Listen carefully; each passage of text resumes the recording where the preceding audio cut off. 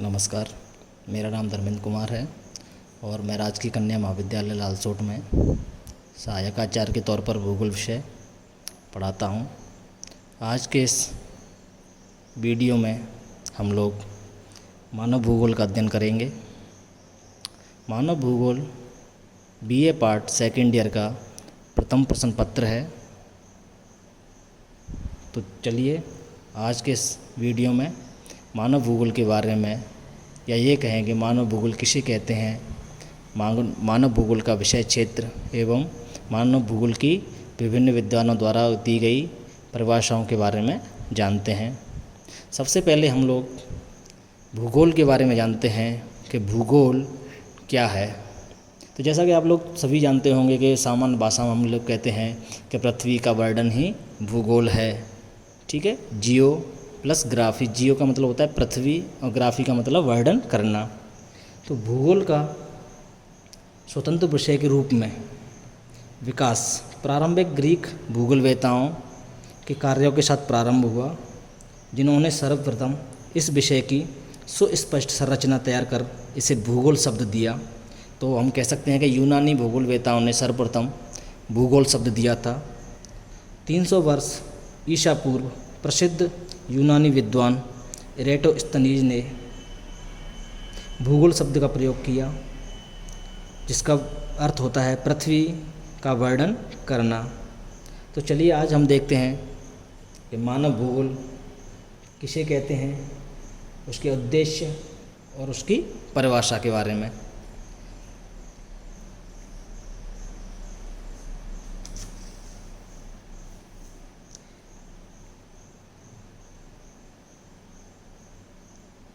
मानवीय संसार के रूप में पृथ्वी का संगठित ज्ञान ही मानव भूगोल कहलाता है,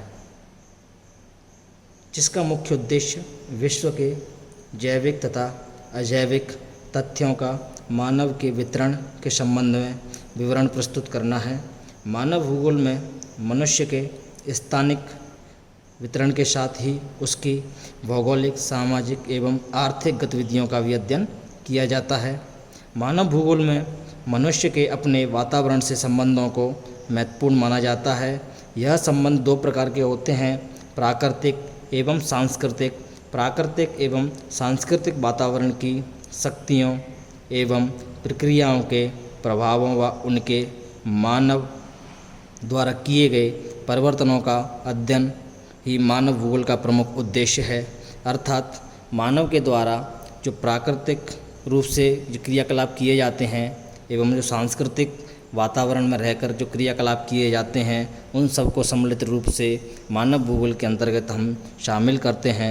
मानव भूगोल में इसका भी विश्लेषण किया जाता है कि पृथ्वी तल पर रहने वाला मानव समूह अपने वातावरण का किस प्रकार उपयोग करता है। मानव वातावरण के अंतर संबंधों के प्रादेशिक अध्ययन के रूप में जीन ब्रुन्स, जो कि एक फ्रांसीसी भूगोलवेता थे, उन्होंने कहा कि मानव भूगोल का उद्देश्य स्पष्ट करते हुए लिखा है कि मानव भूगोल का उद्देश्य मानवीय क्रियाकलापों तथा भौतिक भूगोल के दृश्यों के मध्य संबंधों का अध्ययन करना है। अर्थात जो फ्रांसीसी भूगोलवेता थे जीन ब्रुन्स महोदय, उन्होंने कहा था कि मानव भूगोल मानवीय क्रियाकलापों का एवं जो भौतिक भूगोल के भूदृश्य हैं, जैसे पर्वत, पठार, मैदान, उनके साथ मानव जो क्रियाकलाप करता है उसको ही हम सम्मिलित रूप में मानव भूगोल कहते हैं, या उन सब के क्रियाकलापों के अध्ययन को ही हम मानव भूगोल के अंतर्गत शामिल करते हैं।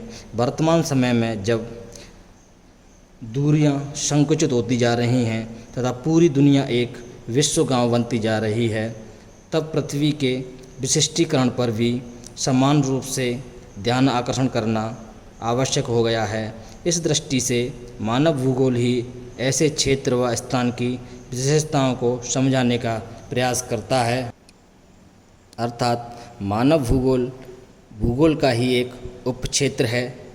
अर्थात जो हमारी भूगोल है उसके अंतर्गत अनेक उपक्षेत्र हैं, जैसे मानव भूगोल, भौतिक भूगोल, पर्यावरण भूगोल, समुद्र भूगोल। इसी प्रकार से मानव भूगोल भी भूगोल का ही एक उपक्षेत्र है। जो परस्पर आपस में अलग ना होकर परस्पर रूप से अंतर संबंधित है। मानव भूगोल वर्तमान संसार का अध्ययन करने के साथ ही अब भविष्य में परिवर्तित दुनिया का भी अध्ययन करता है।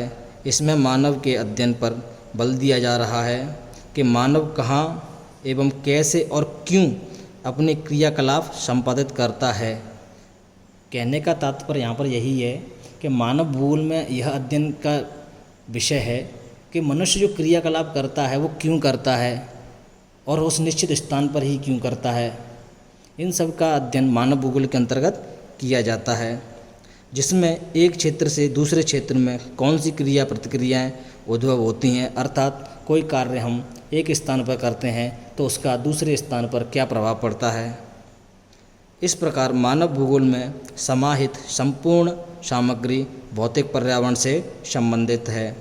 उसके बाद देखते हैं हम मानव भूगोल। मानव भूगोल पृथ्वी तल पर मानव समुदायों के स्थानिक वितरण एवं विभिन्न प्रदेशों में किए गए पर्यावरण समायोजन का अध्ययन है। जनसंख्या का वितरण संपूर्ण प्रकृति में समान न होकर भिन्न भिन्न पाया जाता है, अर्थात हम लोग देखते हैं विश्व में अनेक ऐसे देश हैं जो सघन रूप से बसे हुए हैं। जैसे हम भारत है, एशियाई बात करें, भारत, चीन, बांग्लादेश, पाकिस्तान, ये सघन रूप से बसे हुए देश हैं।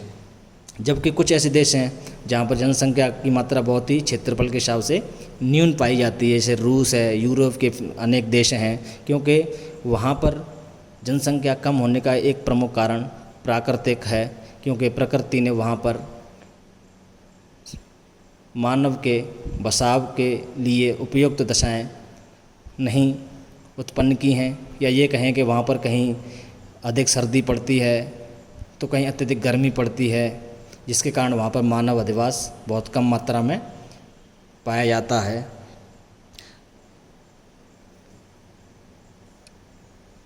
जर्मन भूगोलवेत्ता फ्रेडरिक रेटजेल ने भूगोल में मानवीय पक्षों को स्थायी स्थान देकर उनके अध्ययन पर बल दिया। फ्रेडरिक रेटजेल यह एक जर्मन भूगोलवेत्ता थे जिनको नियतिवादी विचारधारा का जनक माना जाता है। उन्होंने भूगोल में मानवीय पक्षों को स्थायी स्थान दिया था,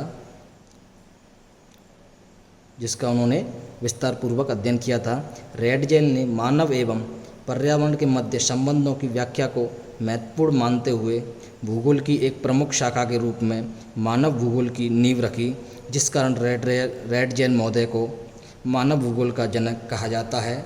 मानव भूगोल की कुछ प्रमुख परिभाषाएं इस प्रकार से हैं। रेटजेल महोदय ने अपनी प्रमुख पुस्तक ह्यूमन ज्योग्राफी में मानव भूगोल की परिभाषा बताते हुए कहा कि मानव भूगोल के दृश्य सर्वत्र पर्यावरण से संबंधित होते हैं, जो स्वयं भौतिक दशाओं का एक योग होता है। इसी प्रकार से अमेरिकन मानव भूगोलवेत्ता कुमारी E.C. सैम्पल, जो फ्रेडरिक रेटजेल महोदय की शिष्या थीं, उन्होंने कहा कि मानव भूगोल अस्थायी पृथ्वी और चंचल मानव के पारस्परिक परिवर्तनशील संबंधों का अध्ययन है। अर्थात अस्थायी पृथ्वी स्थायी नहीं है। पृथ्वी कहीं ज्वालामुखी विस्फोट होता है, कहीं भूकंप आ रहा है, कहीं का अपरदन हो रहा है, इस प्रकार से पृथ्वी स्थायी नहीं है। और वहीं दूसरी जो चंचल मानव, मनुष्य कभी स्थायी नहीं रह सकता, मनुष्य भी चंचल होता है, विभिन्न क्रियाकलापों को विभिन्न समय पर अंजाम देता रहता है। इसी प्रकार से उन्होंने कहा था कि मानव भूगोल अस्थायी पृथ्वी और चंचल मानव के पारस्परिक परिवर्तनशील संबंधों का अध्ययन है।